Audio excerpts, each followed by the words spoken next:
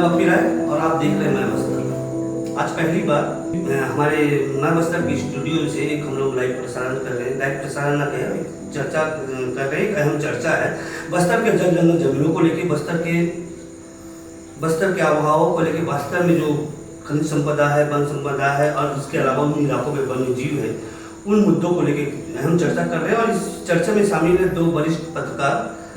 एक है कमल शुक्ला जी, जिनको सभी जानते होंगे, राष्ट्रीय स्तर में ख्याति प्राप्त है, विद्रोही स्वभाव के हैं। दूसरे बहुत कोमल और सरल स्वभाव के विनोद सिंह जी। दोनों बस्तर को बहुत बेहतर ढंग से समझते हैं, बस्तर को जिए हैं, बस्तर को देखें कि आखिर बस्तर क्या है।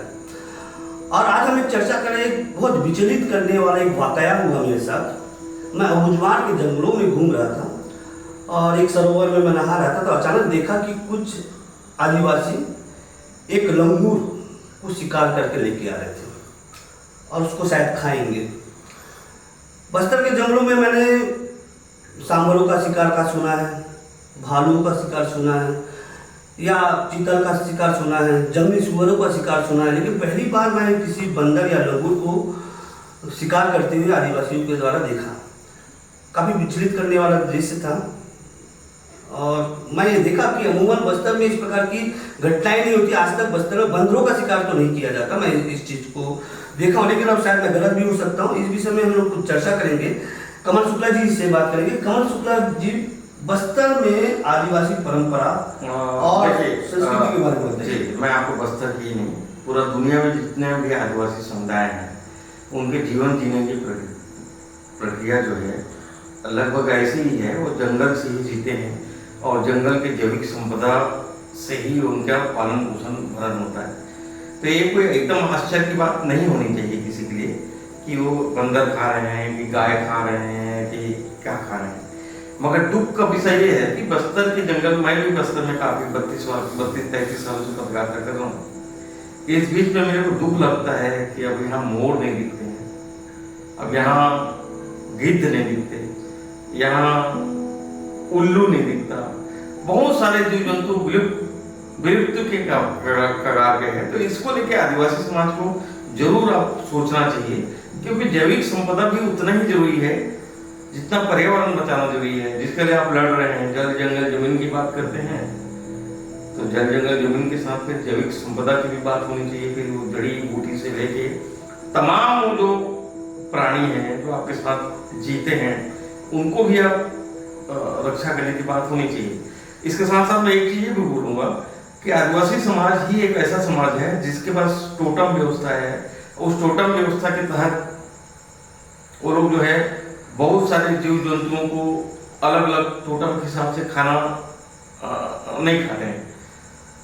हाँ, ये अलग बात है कि जैसे कि हिंदू समाज में है कि गाय नहीं खाना है तो गाय खाने वाले को मार देना है, कि उसकी लिचिंग करनी है।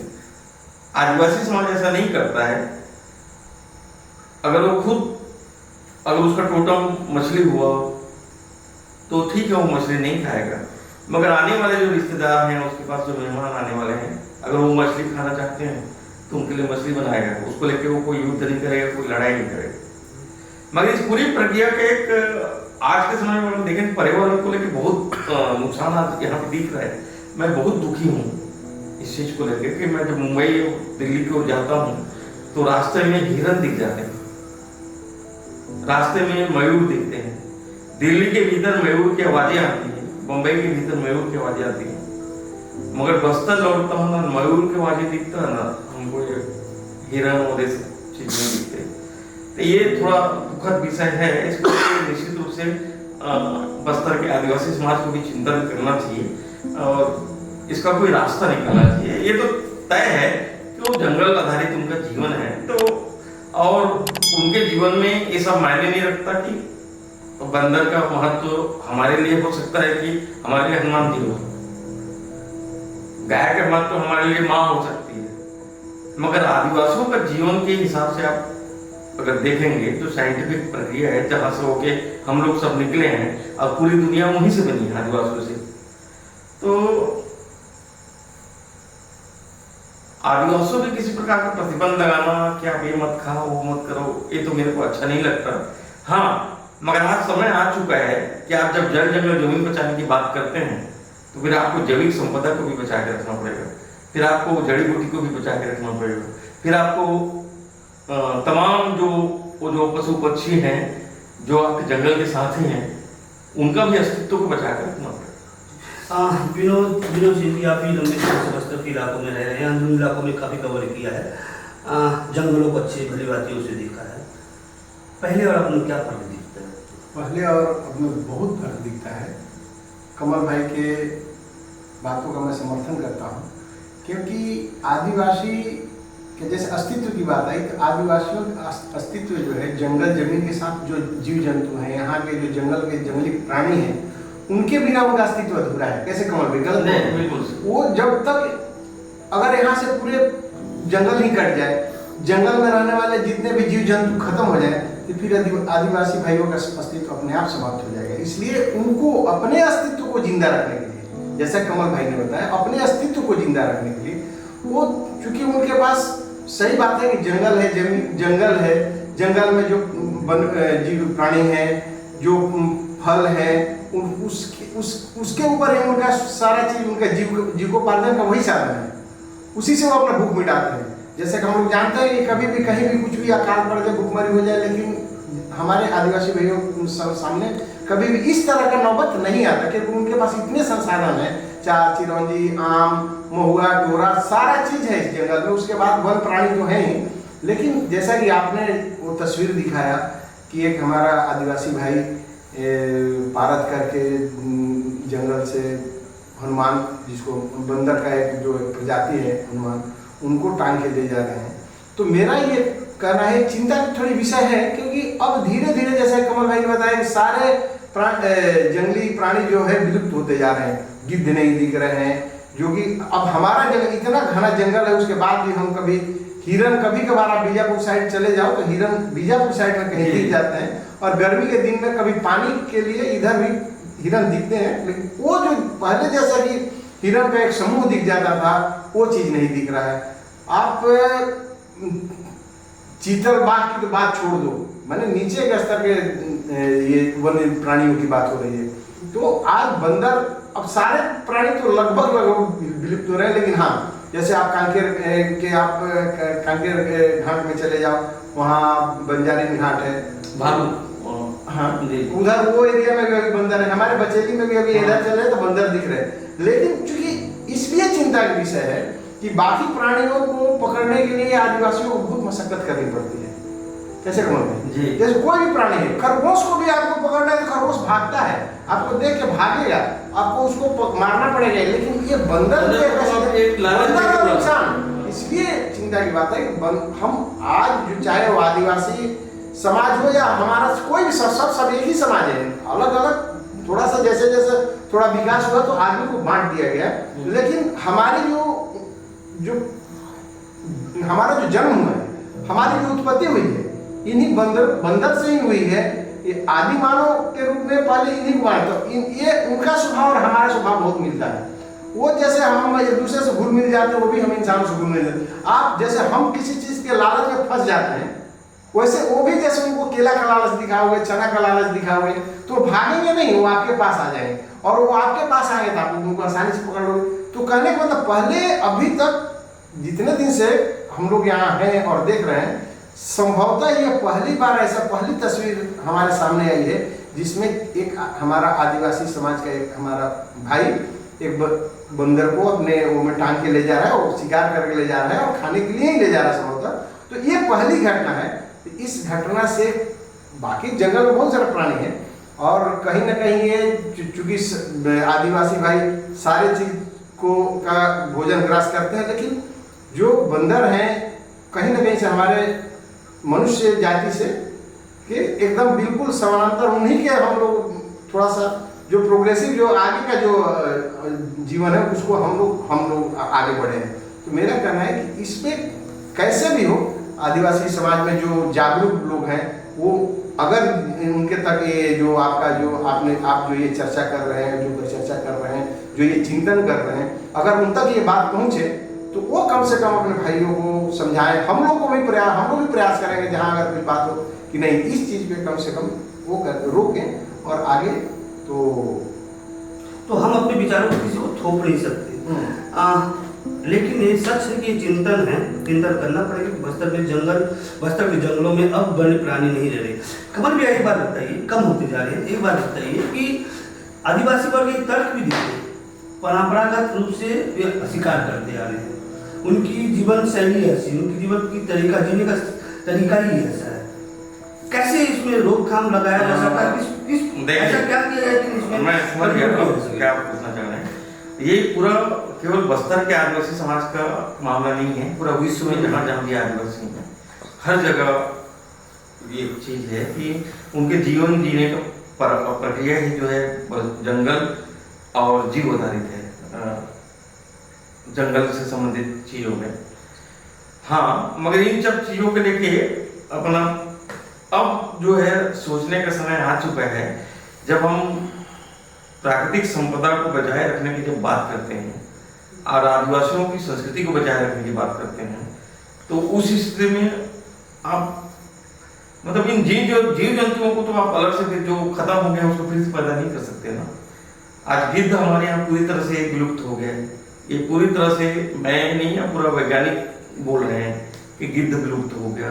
हालांकि गिद्ध विलुप्त होने के लिए अलग तर्क दिया जाता है कि वो साइंटिफिक तर्क दिया जाता है कि रासायनिक खाद और वो सब सारी चीज़ों के कारण से सब खत्म हुए। मगर फिर भी बस्तर में मैं 32-33 साल से हूँ, मैं देख रहा हूँ, मेरे अपने सामने मैंने विनोद भाई बोल रहे थे, ये कोई पहली घटना नहीं है। ये लगातार बस्तर के आदिवासी जो है बंदर और तमाम जीव जंतुओं को शिकार करते रहे हैं। ये है उनका एक टोटम है, टोटम का व्यवस्था है जिसके तहत वो लोग सुरक्षित भी रखने की कोशिश करते हैं कि कुछ लोगों का अलग अलग जाति समूह है आदिवासियों का, तो किसी जाति समूह का टोटम अगर बंदर है तो बंदर नहीं खाएगा, किसी जाति समूह का मगरमच्छ है तो मगरमच्छ नहीं खाएगा, किसी जाति समूह का गिद्ध है तो गिद्ध नहीं खाएगा।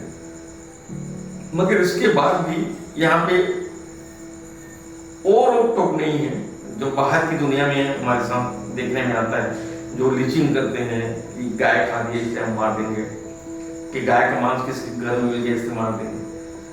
मगर इसका एक बड़ा नुकसान देखने में आ रहा है प्रकृति में और जैविक संपदा को लेके कि बहुत सारे जीव जंतु यहाँ विलुप्त होते जा रहे हैं। ये इसको लेके मेरे को बहुत चिंता है और यहाँ पे लंबे समय से यहाँ पे माओवादी भी सक्रिय है और माओवादियों ने भी इस क्षेत्र में किसी भी प्रकार का कोई काम नहीं किया। ये बहुत दुखद है, जबकि उनको तो कम से कम जंगल के साथ जीना है और जंगल के आदिवासियों के साथ आप काम कर रहे हैं, तो उनको भी ये कोशिश करनी चाहिए थी। मगर आज बहुत दुखद है कि बस्तर के जंगलों में हम जब घूमते हैं, अंदर अंदर जंगल में, पहाड़ जंगल में आप भी जाते हैं, तो आपको भी देख के बड़ा दुख लगता होगा कि हमको जंगल में कभी चिड़िया की आवाज, कभी मुश्किल से चिड़िया की आवाज आती है, चिड़िया भी खा गए लगभग, चिड़िया भी खा गए सारा चीज। तो इस पे रोक लगाने का दायित्व जो है आदिवासी समाज के लिए उनको खुद उठाना पड़ेगा। कुछ ना कुछ अब विकल्प तो पैदा करें। मतलब मैं उनके खान पान की प्रक्रिया पे मैं बात नहीं कर रहा हूँ, वो क्या खाए ना खाए उसको भी बात नहीं कर रहा हूँ, मगर आप जैविक संपदा बचाए रखने की कोशिश करने की जवाबदारी आपकी है और यही सब आपके काम आएंगे। अगर आप सांप खा रहे हैं तो सांप कैसे और पैदा हो इसके बारे में भी सोचिए। अगर आप गिद्ध खा रहे हैं तो गिद्ध और ज्यादा कैसे पैदा हो इसके बारे में सोचिए। अगर आपको बंदर ही खाना है तो बंदर की विकास के बारे में भी सोचिए, कैसे उसका आगे बढ़े। तो ये बड़ा दुखद बात है कि आदिवासी जो है गाय का दूध इसलिए नहीं पीते कि बछड़े का हक समझते हैं। दुनिया के तमाम लोगों को आपका मैं बस्तर के बड़ा अचंभा लगेगा कि बस्तर के आदिवासी गाय का दूध इसलिए नहीं पीते, दूध का इस्तेमाल ही नहीं करते, घी का इस्तेमाल नहीं करते, दही का इस्तेमाल नहीं करते, केवल इसलिए कि बछड़े का हक है। मगर आप गाय को खा जाते हैं, बछड़े को खा जाते हैं। तो ये सब चेतना वाली बात है, आप थोप नहीं सकते, उनको जागरूक करने की जरूरत। थोपना नहीं चाहिए, जागरूक करने की जरूरत। थोपने की बात नहीं कर रहा हूँ, बात नहीं करो, जागरूक करने की जरूरत। तो मैं ये बोल रहा हूँ कि आप जिंदा रखने की कोशिश भी तो करिए और जिन चीजों से आपका जीवन चल रहा है उसकी बढ़ोतरी भी करने का भी कुछ सोचिए ना। क्योंकि मैंने 32-33 साल में बहुत सारे जीव जंतु को यहाँ से नष्ट होकर देखा है। आपको जो चमगादड़ बिल्ली वाला जो क्या जो उड़ता था जो छिपकली, हम्म। वो भी नष्ट हो गया, एकदम विलुप्ति की कगार पे। उड़ता हुआ गिलहरी खत्म हो गया, उड़ता हुआ गिलहरी खत्म हो बस्तर गया। से खत्म हो चुका है। ये तमाम इसलिए खत्म हो जाए कि आप उसको खा जाए। तो थोड़ा सा आदिवासी समाज के बुद्धिजीवियों को बिना पूर्वाग्रह के, हमारी चर्चा को पूर्वाग्रह से ना देखा जाए। मैं यही निवेदन करूंगा सबसे कि हम जो इस चर्चा को इसलिए करना चाहते हैं कि एक जैविक संपदा जो वन संपदा के साथ जुड़ा हुआ है, वो वन संपदा की आप बात करेंगे तो जैविक संपदा की बात करना ही पड़ेगा। और अगर वो ही खत्म हो जाएगा तो आप आगे चल के जिएंगे कैसे?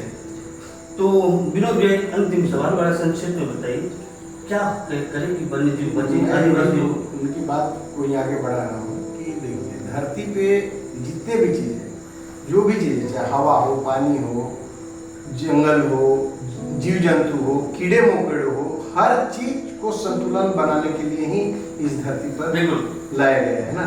हर जात, हर जीव जंतु का अपना एक अलग महत्व है। हर का काम है, सांप है, सांप कीड़ा खाता है, कीड़ा से आप कीड़ा कुछ और काम, सबके लिए काम बढ़ता है। अब धरती के संतुलन को बनाए रखने के लिए सब चीज जरूरी है।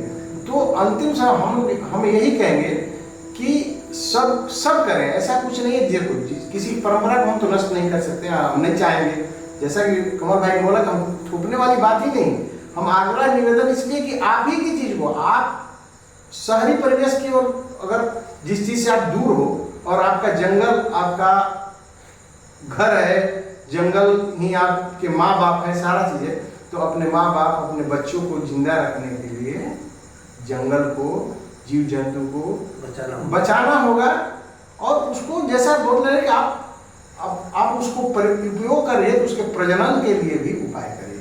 बस इतना ही कहना चाहता हूं। तो बस्तर के जंगल के, बस्तर के जीव जंतु का और बस्तर के संसाधनों का दोहन केवल औद्योगिक घरानों के द्वारा नहीं हुआ है।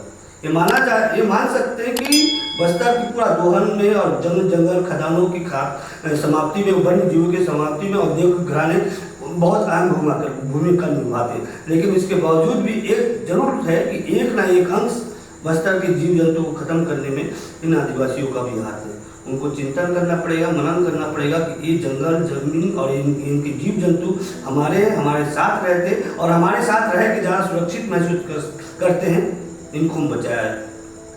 मैं बपीरा, मैं बस